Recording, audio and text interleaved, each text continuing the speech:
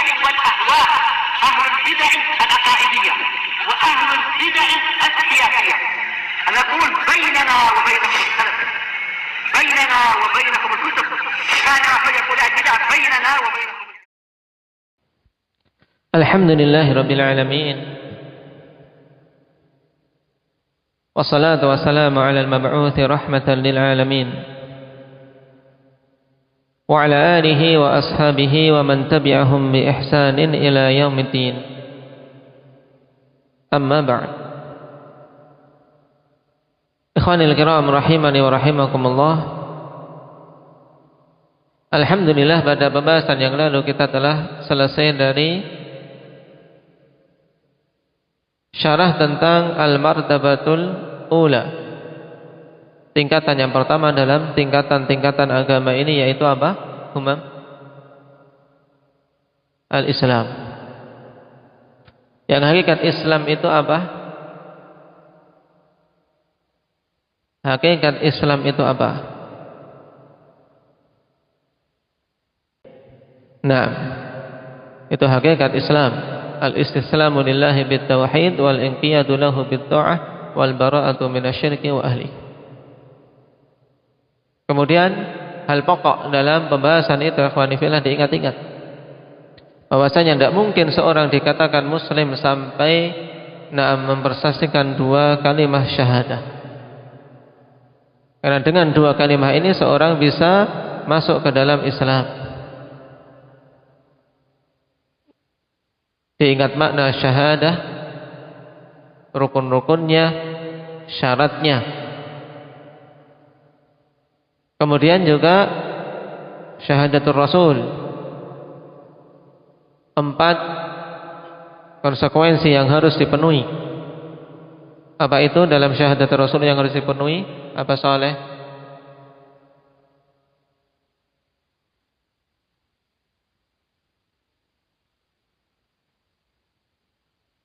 Nam ta'atuhu fima amar wa tasdiquhu fima akhbar wa ijtinabu ma naha anhu wa zajjaru an la yu'badallah illa bima syara'.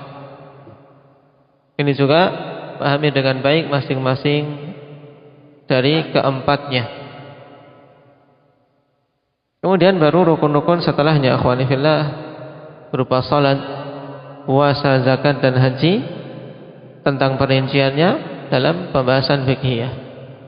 Adapun dalam pembahasan tauhid yang harus dikokohkan pada ibadah-ibadah tersebut harus terpenuhi padanya ikhlas dalam menunaikannya semata-mata karena Allah Subhanahu wa taala. Naam, dalam setiap ibadah karena Allah Subhanahu wa taala katakan wa ma khalaqtul jinna wal insa illa liya'budun.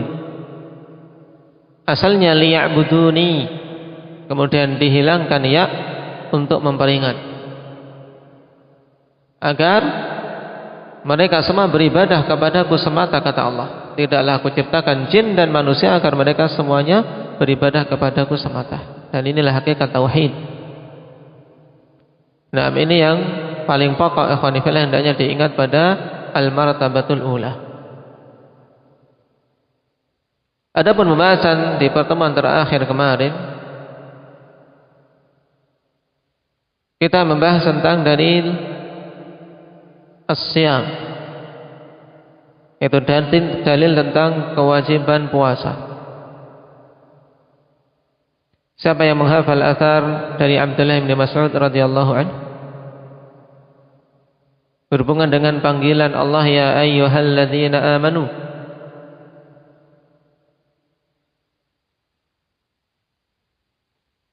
Mani hafizah?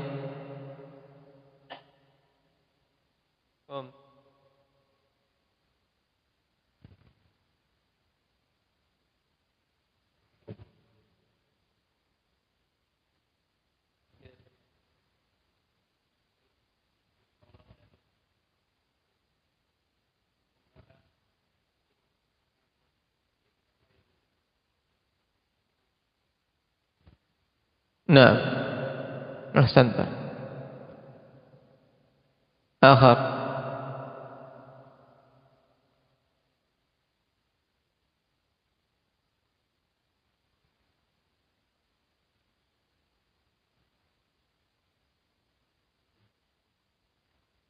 au tunha anhu. Idza sami'ta Allah yaqul ya ayyuhalladzina amanu fa'ar'iha sam'ak. Kalau mendengar panggilan wahai orang-orang yang beriman, maka apa? Pasang telingamu. Kenapa? Fa innahu khairun tu'maru bihi aw syarrun tunha anhu.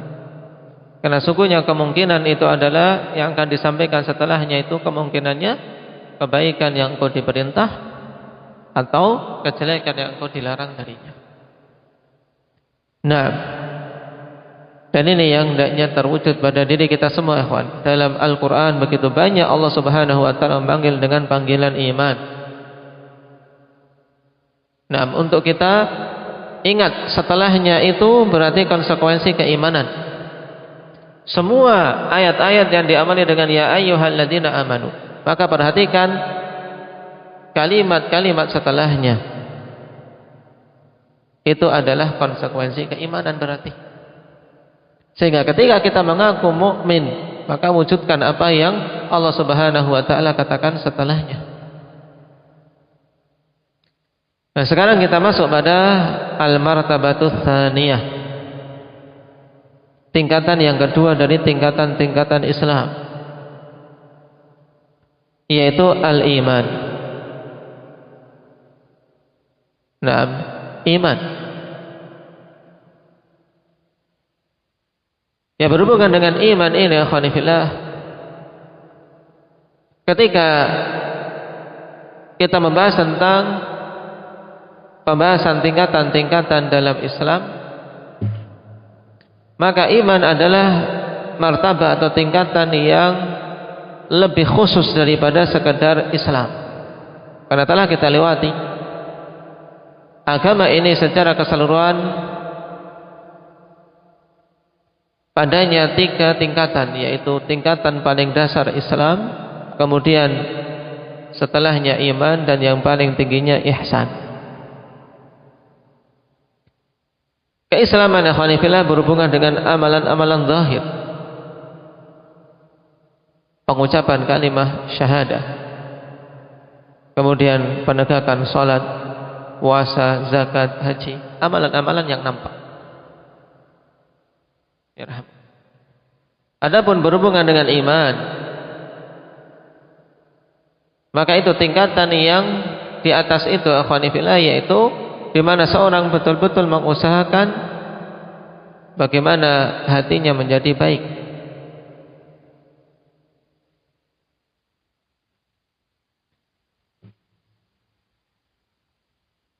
Yang telah kita lewati dalam banyak majelis tentang hakikat iman,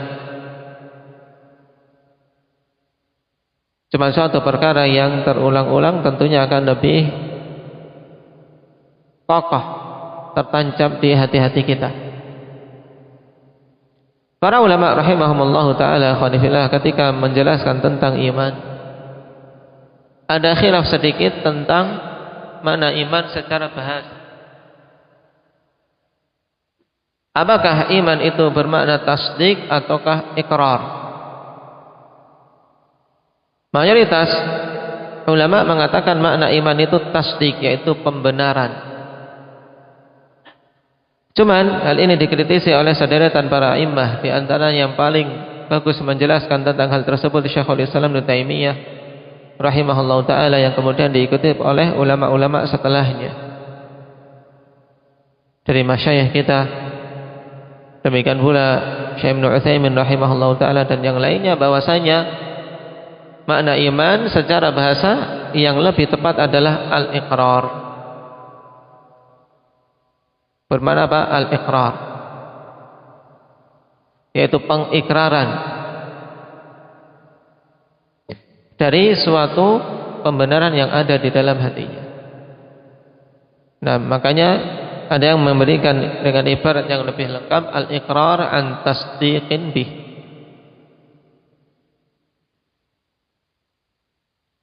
Dari sisi istiqaq, dari sisi bahasa, itu pengambilan kata itu sesuai. Kenapa? Karena sama-sama membutuhkan huruf jar. Demikian pula dari sisi makna. Ini secara bahasa.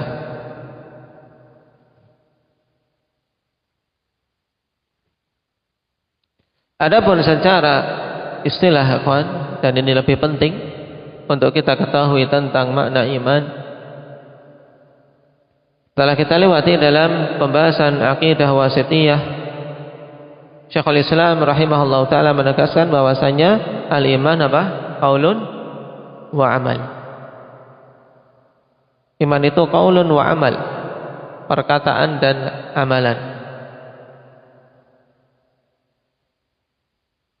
Pengertian ini sebenarnya sudah mencakup ikhwan. Namun tatkala banyak manusia ketika diberi pengertian yang singkat seperti ini, ternyata malah banyak yang tidak paham. Apa itu maksudnya iman qaulun wa amal? Maka ulama yang lain menjabarkan, nah, bahwasanya iman itu i'tiqadun bil qalb wa qaulun bil lisan wa amalun bil jawarih wal arkan. Iman itu adalah keyakinan dengan hati dan pengucapan dengan lisan serta pengamalan dengan anggota-anggota badan. Dan tiga unsur ini khanifillah merupakan perkara yang telah disepakati oleh para sahabat, para tabi'in dan orang-orang setelahnya. Tidak akan mungkin seorang dikatakan mukmin secara hakiki sampai terkumpul tiga unsur tersebut. Di antara yang masyhur perkataan Imam Asy-Syafi'i rahimahullahu taala, sebagaimana dinukilkan oleh Imam Al-Lalikai rahimahullahu taala dalam syarah usul i'tiqad ahli sunnah.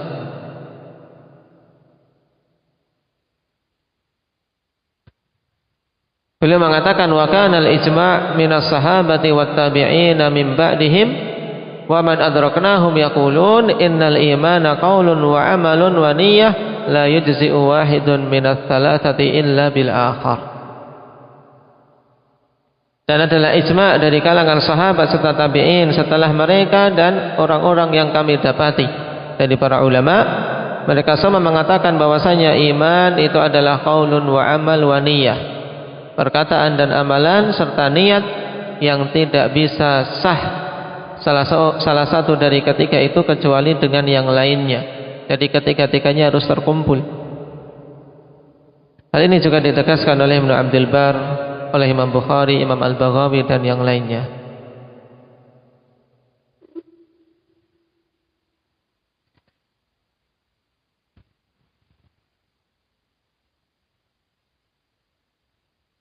Dan berhubungan dengan penjelasan akhwan mana iman dengan qaulun wa amal. Nah, ini ada sedikit yang butuh kita detailkan sebagai tambahan dari pembahasan dalam Al-Wasithiyah. Ketika dijelaskan bahwasanya iman itu qaulun wa amal, setelah kita lewati qaul meliputi apa? Qaul itu meliputi apa? Ridwan. Qaul apa saja? Perkataan hati dan perkataan lisan. Qaul itu meliputi perkataan hati, perkataan lisan. Kemudian amal mengikuti apa? Meliputi apa? Mbak Muhammad? Amalan hati, amalan lisan dan amalan anggota badan yang lain. Nah, di sini ada hal yang ingin saya tekankan, bagaimana kita membedakan ikhwan antara perkataan hati dengan amalan hati. Kemudian perkataan lisan dengan amalan lisan. Kenapa? Karena terkadang rancu, dan di sana para a'immah rahimahumullah taala memberikan penjelasan untuk kita bisa membedakan hal tersebut dengan baik. Nah, kita awali dulu dari qaul. Iman itu adalah qaul wa amal, perkataan dan amalan. Qaul meliputi dua. Yang bisa berkata itu dua, ya kawan. Yaitu apa? Hati kita dan lisan kita. Mulut yang alat utamanya adalah lidah. Nah, taib. Nah, perkataan lisan, perkataan hati itu maksudnya bagaimana?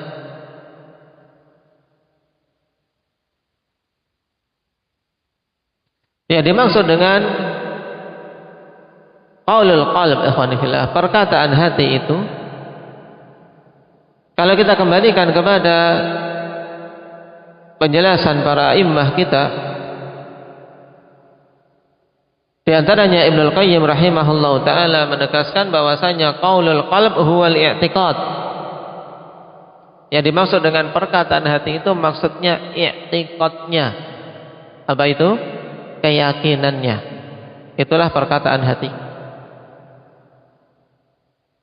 Sehingga qaulul qalb huwal aqaid allati ya'taqiduhal muslim, yaitu akidah yang seorang muslim meyakininya. Itulah yang dimaksud dengan perkataan hati.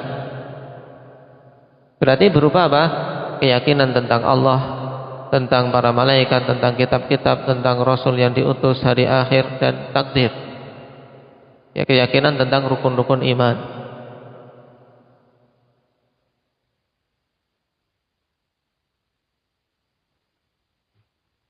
Nah, dan dalil tentang hal ini sangat banyak, ikhwan. Taib. Allah Subhanahu wa taala katakan walladzi jaa'a bis-sidqi wa shaddaqa bihi ulaika humul muttaqun lahum ma yasha'una 'inda rabbihim dzalika jazaa'ul muhsinin. Orang yang datang dengan as-sidq. Nah, yaitu nabi kita yang membawa kebenaran, wa shaddaqa bihi, dan orang yang membenarkan yaitu orang yang beriman. Di sini shaddaqa bihi maksudnya apa? Qaulul qalb, perkataan hatinya. Jadi perkataan hati itu apa tadi maksudnya Pak Albin? Keyakinannya. Itu namanya perkataan hati dalam istilah para ulama. Sedangkan qaulul lisan, perkataan lisan yang dimaksud dalam pengertian iman. Karena ini akan terus-menerus terulang, ya kawan. Antum membaca kitab-kitab para immah, dan terulang-ulang. Mendengar muhadharah para masyayikh kita juga akan terulang-ulang. Maka pahami dengan baik. Nah, berhubungan dengan qaulul lisan, yang dimaksud qaulul lisan yaitu an-nutqu bisyahadatain wa bima yu'minu bihi, yaitu pengucapan dua kalimat syahadat dan pengucapan apa-apa yang dia beriman dengannya. Ini maksudnya qaulul lisan, perkataan lisan yaitu apa? Pengucapan apa-apa yang dia imani. Yang dia imani diucapkan. Nah, ketika dia meyakini, ya kawan, bahwasanya tidak ada ilah yang hak untuk diibadahi kecuali Allah. Ini apa? Qaulul qalb.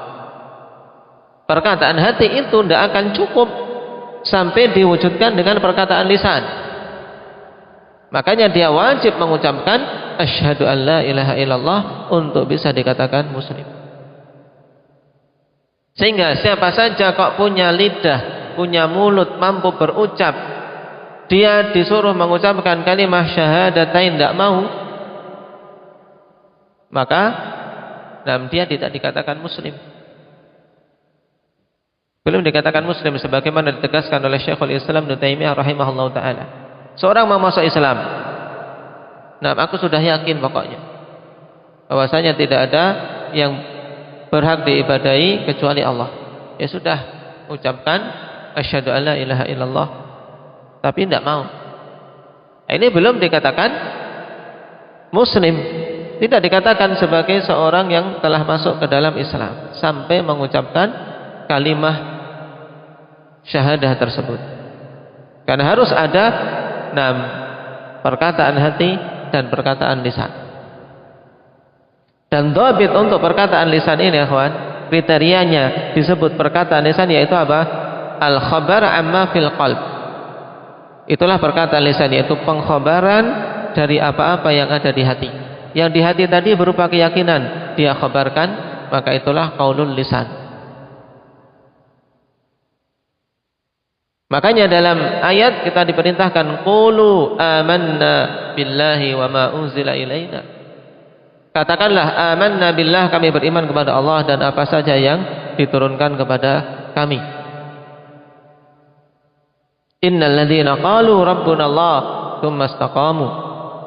Orang-orang yang mengatakan Rabb kami adalah Allah, ini mereka memenuhi apa? Qaul al-lisan, mengucapkan syahadatain. Nah, sekarang kita masuk pada amal. Karena iman itu apa tadi? Qaulun wa amal. Amal mencakup 3, amalan hati, amalan lisan, dan amalan anggota badan yang lain. Nah, sekarang amalan hati itu maksudnya apa? Jangan sampai tercampur-campur. Yang dimaksud dengan amalul qalb ikhwani fillah yaitu inqiyaduhu lima saddaqa bih. Inqiyaduhu lima saddaqa bih yaitu ketundukan dia terhadap perkara yang telah dia benarkan, telah dia yakini. Dan dhabitnya adalah harakatul qalb, gerakan hati. Kok hati bergerak padahal senantiasa di jasad kita. Maksudnya amalan itu yaitu apa? Gerakan hati kita ya kawan. Di dalam hati kita kita merasakan ada rasa cinta, ada rasa takut, rasa apa? Bahagia. Itulah apa? Gerakan-gerakan hati yang dimaksud oleh para ulama. Nah, inilah amalan hati. Paham? Ini maksud dengan amalan hati itu. Sehingga ketika iman itu unsurnya adalah qaulun wa amal. Amal tadi dari apa? Amalan hati. Tadi telah dia ucapkan. Ucapan hati itu keyakinannya, ya tidak? Nah, apa yang dia yakini itu harus membuahkan ketundukan. Ketundukan yang ada di hati ini terhadap apa yang dia imani, itulah apa? Amalannya. Berarti contohnya apa? Seperti rasa takut, rasa harap, tawakal, itu semuanya adalah amalan hati. Nah, amalan hati. Mahabbah, karena itu gerakan-gerakan hati ya kawan. Kemudian amalan lisan itu maksudnya apa? Amalul lisan, kalau tadi qaulul lisan, apa qaulul lisan? Apa Yusuf?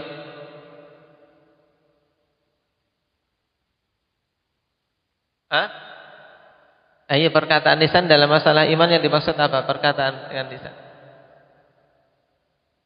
Pengucapan 2 kalimat syahadah dan pengucapan hal-hal yang dia imani. Ya, aku beriman terhadap Rasul dan seterusnya.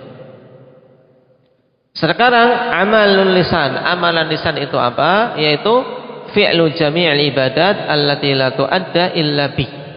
Itu amalan lisan maksudnya, yaitu melakukan semua ibadah-ibadah yang tidak akan mungkin ditunaikan kecuali dengan lisan itu. Itu namanya amalan lisan. Berarti seperti apa? Seperti apa Khalid? Ibadah yang tidak akan mungkin ditunaikan kecuali dengan lisan apa? Zikir, membaca Al-Quran, nasihat, dan seterusnya. Bacaan-bacaan dalam salat. Ini amalul lisan, ada padanya amalul lisan. Adapun amal hati, kalau dalam salat ya rasa apa? Khusyuknya dia, harapannya dia kepada Allah agar diterima ibadah itu, cinta dia terhadap ibadah tersebut, itu amalan hati. Paham? Nah, semua ibadah ya ikhwan yang dituntut untuk dibaca, maka lisan itu dituntut untuk beramal. Dan ini juga tanbih pada banyak orang-orang yang salat, terutama anak-anak. Nah, tapi sebagian yang dewasa atau orang tua terkadang terjatuh di dalamnya. Yang namanya ibadah yang diperintahkan untuk dibaca, maka di situ lisan dituntut untuk beramal sehingga bergerak. Lisannya bergerak. Tidak boleh sekedar di batin. Kalau sekedar di batin itu tidak membaca namanya. Belum dikatakan membaca kalau sekedar di batin. Sehingga tidak sah seorang sholat kok cuma dibatin semuanya. Al-Fatihah dibatin. Ininya bibirnya diam aja. Tidak baca ini namanya. Tidak baca, tapi harus dibaca dengan lisan karena di situ dituntut amalan lisan. Tidak bisa seorang membaca zikir kok nggak bergerak kecuali zikir la ilaha illallah. La ilaha illallah. Ini saja. Kenapa? Karena huruf-huruf pada la ilaha illallah tidak ada huruf-huruf yang menggunakan apa? Menggunakan bibir sehingga tidak kelihatan walaupun lisan di dalam ya bergerak. Cuman zikir-zikir yang lain kelihatan gerakan bibirnya ya kawan. Allahu Akbar. Ba kena bibirnya. Subhanallah, subhanallah, subhanallah. Ya, dengar. Gerakannya kelihatan. Maka zikir setelah sholat semuanya dia khusyuk. Nah, betul ini. Habis sholat itu, bibirnya ya gerak ya. Habis sholat karena berzikir, ini ngelamun aja. Ya, ngelamun. Gerakkan bibirnya. Belum dikatakan berzikir kalau apa? Kalau tidak diucapkan, tidak diwujudkan amalul lisan. Makanya para sahabat mengetahui Nabi membaca ya dengan gerakan. Terlihat gerakan jenggotnya. Karena apa? Bibirnya bergerak. Ini penting. Tanbih akhwani fillah berhubungan dengan amalul lisan. Tapi maka orang tua juga sering diingatkan anak-anak. Karena hal ini kalau tidak sedari dini ya kawan, semenjak dini terutama dalam masalah salat akan menjadi kebiasaan. Menjadi kebiasaan. Baca ya harus bergerak. Bergerak mulutnya, bergerak lisannya.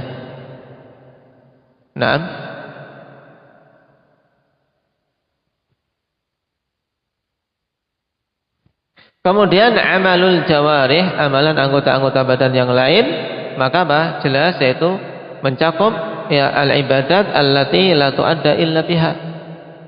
Yaitu pengamalan ibadah-ibadah yang tidak mungkin bisa ditunaikan kecuali dengan anggota-anggota badan yang lain selain lisan kita. Seperti misalnya apa? Berdiri dalam sholat. Ini amalul jawarih. Gerakan rukuk, gerakan sujud. Sehingga beda ya kawan, hukum berdirinya dengan hukum bacaannya. Rukuk, gerakan rukuk, ini amalan apa? Amalan anggota badan kita. Hukumnya apa dalam sholat? Hukumnya apa Abah Muhammad? Rukuk. Rukun sholat. Rukun sholat. Kalau seorang ikhwan rukuknya tidak benar, rukuknya cuma 45 derajat dalam keadaan dia mampu. Ya dia belum dikatakan rukuk. Ya, harus setengah ini. Mau diikutkan mana? Berdiri atau rukuk ini? Rukuknya tidak benar. Padahal rukuk itu rukun dalam sholat. Adapun bacaannya, bacaan rukuk Subhana rabbiyal azim, itu hukumnya apa? Apa surah? Bacaan rukuknya hukumnya apa? Bacaan rukuk akhwani fillah hukumnya wajib. Sehingga beda, ini rukun, gerakannya, bacaannya wajib. Kenapa? Karena memang dalilnya sendiri-sendiri. Tadi itu amalul jawarih, yang bacaannya amal apa? Amalul lisan. Dan dalilnya berbeda-beda. Bacaannya wajib. Sehingga ketika seorang lupa, dia sudah rukuk, ngelamun. Rukuk posisi sudah bagus, sudah sesuai rukuk yang syar'i. Cuman dia lupa membaca bacaan rukuk. Atau dia membaca bacaan yang lain. Rukuk tapi dia membacanya apa? Bacaan lain misalnya. At-tahiyatu lillah misalnya, saking lagi melayang-layang. Baru ingat setelah i'tidal, sami Allahu liman hamidah, dengar imam, kok sami Allah. Tapi sudah lewat waktunya. Dia ikut baru sadar. Nah, dia berarti kehilangan apa? Perkara yang wajib, nanti tinggal apa? Dia sujud sahwi kalau salat sendiri. Kalau jadi imam juga sujud sahwi, tapi kalau jadi makmum tidak perlu. Tidak dituntut apa-apa kalau jadi makmum. Tapi kalau dia apa? Dia salahnya adalah pada rukun, salah pada rukun, maka tidak cukup hanya sekedar sujud sahwi, tapi dia wajib untuk apa? Mengganti rukun yang hilang tersebut. Harus dia adakan, harus dia datangkan rukun itu. Itu bedanya rukun dan wajib. Baru kemudian setelahnya sujud sahwi. Setelah disempurnakan baru sujud sahwi. Ini penting untuk diketahui. Nah, bedakan berarti kita telah mampu membedakan antara apa? Qaul, ya qaulul qalb, qaulul lisan. Kemudian amalul qalb, amalul lisan, amalul jawarih. Jangan sampai apa? Campur-campur lagi dalam masalah ini. Biar enggak tercampur, karena sebagian bingung membedakan antara qaulul qalb dengan amalul qalb. Qaulul lisan, perkataan lisan, dengan amalan lisan. Perkataan lisan ya amalannya ya tidak. Cuman para ulama membedakan itu. Yang dimaksud qaulul lisan adalah apa? Pengucapan apa yang dia imani. Itu namanya qaulul lisan. Sedangkan amalul lisan yaitu amalan-amalan yang dia tidak bisa menunaikan kecuali dengan lisannya. Berarti baca Al-Quran, zikir, tasbih, tahlil, tahmid dan seterusnya. Nah, sekarang kita terapkan ikhwan pengertian ini misalnya. Sebagai contoh ini yang terakhir sebelum kita tutup. Seorang menyatakan beriman tentang adanya neraka. Nah, kalau dia beriman tentang adanya neraka, berarti apa? Qaulul qalb, hatinya apa? Hatinya meyakini tentang adanya. Hatinya meyakini dengan adanya. Kemudian keyakinan dalam hati yang merupakan qaulul qalb itu kemudian membuahkan amalan qalb. Amalan hati berarti apa? Gerakan hati tadi, ya kan? Apa berarti amalan hati dalam masalah ini berhubungan dengan iman terhadap neraka? Berarti ada rasa takut. Rasa takut dari apa? Dimasukkan ke dalam neraka. Naam, rasa takut. Baik. Maka dengan sebab bergeraknya hati ini, ikhwani fillah, maka kalau betul-betul iman berarti akan ada gerakan hati ini, mesti akan membuahkan pada gerakan anggota badan. Akhirnya dia mewujudkan amalan-amalan ketaatan. Nah, disinilah ikhwani fillah hal yang harus kita perhatikan. Kalau memang seorang imannya betul, mesti anggota badannya baik. Kenapa? Karena berpusat pada hatinya. Nah, mulai dari qaulul qalb, hatinya mengucapkan, kemudian pengucapan itu membuahkan amalan hati.